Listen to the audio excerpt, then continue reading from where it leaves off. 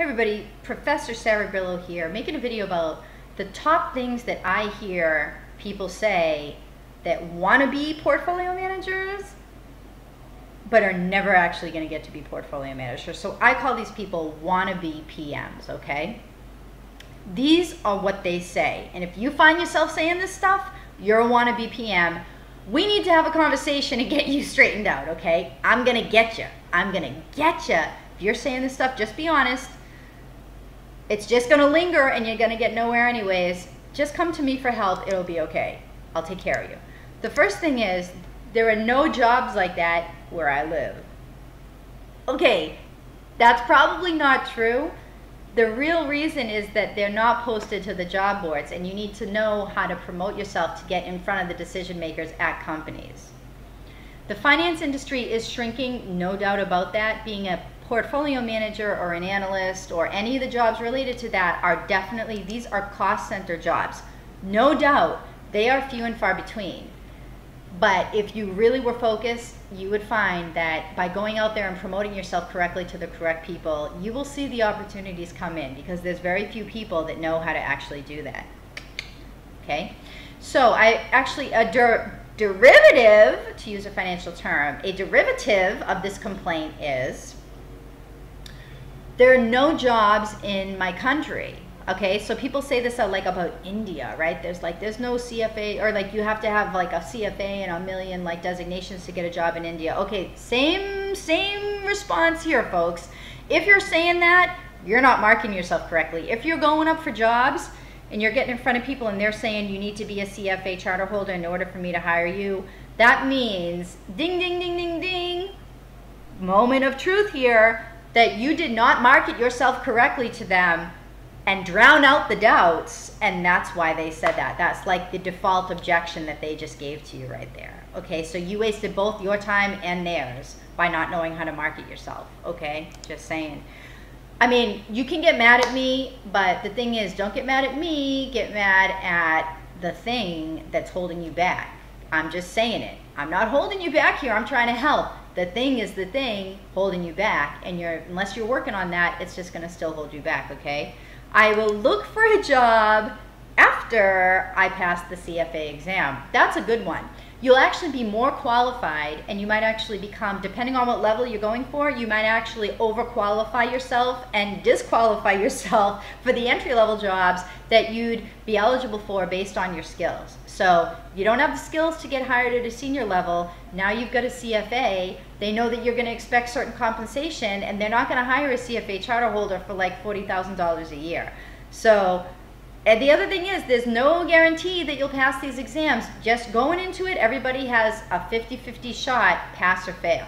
Okay? However prepared you are, you can be the most prepared person in the world, you still got to go in there on game day and pass the exam. So all bets are off. You might wake up with 102 temperature, your kid might get sick that day, your car might stall out that day, whatever it may be, there's no guarantee you're ever going to pass that exam. So I would not wait, folks, until after you pass. I mean, because in the meantime you're doing that, other people are getting you jobs. Other people are working on it, then you're not. This is how competitive this industry really is. You don't get it. This is like going to the Olympics here, folks. This is not junior varsity. This is not. If you're out there playing JV, you need to up your game up and play varsity, okay? Third thing I say, this is too expensive. When I talk to people about working with me to market, sell, and promote themselves and work on their LinkedIn, on their resume, on their coaching, when they don't know anything, right? They don't know anything. If I ask you, in 20 seconds, why should I hire you? They're like, I'm hardworking. Right, so isn't everybody else, dumbbell? In order for you to take the CFA, you think people who don't work hard take the CFA exam? Hello? That's the #1 place that people go when they do work hard. They feel, oh, that's a thing that hardworking people do, okay? It's the people that don't work hard go hang out in bars. The people that do work hard do math on the weekends and study, and they're taking the CFA exam, okay? The whole hardworking population is taking the CFA exam in finance. Most of the hardworking people in finance are doing this, folks. Don't lie to yourselves. If you can't market, sell, and promote yourself, then you need to hire a professional. Invest in yourself, and if you will not invest in yourself, you're never going to get anywhere, because this industry is just too competitive, okay? the fourth thing, I don't need to promote myself. I don't need to learn how to promote myself because just having my credentials are enough. Once I get the CFA designation, that'll be enough to get me the job. Okay, it's not. The CFA designation, believe me, now you're talking to a CFA charter holder here, it's actually not as much of a show-off designation as you would think. And it's because you're not the only one in the world that has it. The kinds of jobs that hire CFA charter holders, those jobs are pretty competitive. And keep in mind, you're not the only charter holder that they're looking at. If they're hiring, if they're recruiting on the CFA website, what, like, you think you're the only CFA charter holder that's going to respond? Maybe you're the only one that's going to respond like that 30 minutes, okay? But there's a whole day long where all people are going to be doing all day. The unemployed CFAs, the employed CFAs, everybody, okay, is going to be out there doing it. So I suggest that you invest your time, learn how to separate yourself from everybody else, because once you have the credential, you're now lumped into that higher echelon of being viewed as a superior analyst. If you don't have the skills to back it up, if you can't explain how your skills are transferable from your last job, if you can't explain why they should pay the higher price that they're going to have to pay for you and your CFA designation, then you're not going to get anywhere.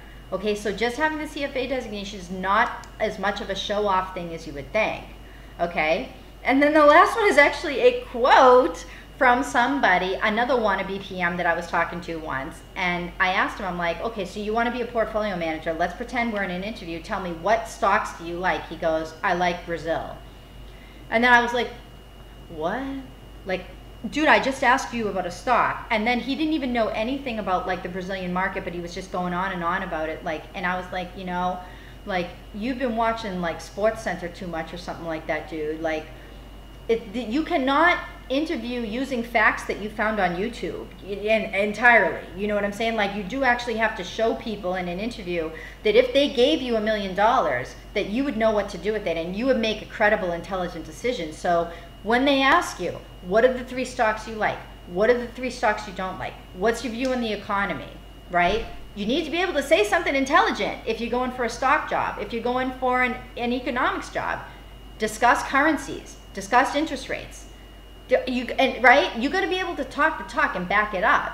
So don't be one of these wannabe PMs that just says, I like Brazil, when you're asked to make a stock recommendation and then not even say anything intelligent about Brazil, which is a country, not a stock. Okay, so listen, sorry to be like reining all you into reality here, but it's just, I see this all the time, and I see a lot of people that are never going to get anywhere. Don't hate the player, hate the game. You know what I'm saying? I work with people and I help them to get what they want. Otherwise, you're going to sit there wanting and having invested all this money and not getting there, and then you're going to end up like being 45 and no one's going to start you in an investment career when you're 45. You're going to be like, oh, do I start my own firm or whatever? You know what I'm saying? Like, there's only a certain window when you can really crack into the industry, right? So don't be one of those like wannabe. It's like, I have this friend who, like, for 16 years, ever since we graduated college, she's been a wannabe actress. Like, she lives in LA. She tries to go for these, like, I see some of her work, her portfolio, and it's like, she doesn't fit in the role. She's not really good at acting. Like, I've seen her, and it's like painful almost to see her in these screenplays, and like, it just these low levels. She's broke all the time, and like, it's like this broken dream is what I'm trying to get at. Don't have a broken dream. Invest in the correct resources, career guidance, whatever it is that you need to do. Talk to somebody. I help people with this, by the way, but do this so that you can not have a broken dream. And I see many people that unfortunately are going to do this. This is an extremely competitive industry. Not everybody gets it. Okay, don't be one of those that invests all that money in your CFA designation and then doesn't get what you really deserve and want. Because the one that deserves it and is worth it is the one that made themselves worth it by investing. Okay, so something is not worth something because it just is. Something is worth something because it was invested in. Okay, so if you're not going to make the investment, you're not going to be worth as much. You can be a wannabe PM. You can be watching my videos. You can be angry at me or at the world or at your employers or at your country or at your brokenness or at your like CFA designation that you got that you can't get anywhere with. It's like, don't be angry, just cut it. Invest, talk to me about how to do that. Let's do this, everybody. Let me know what you think of this video. Thanks.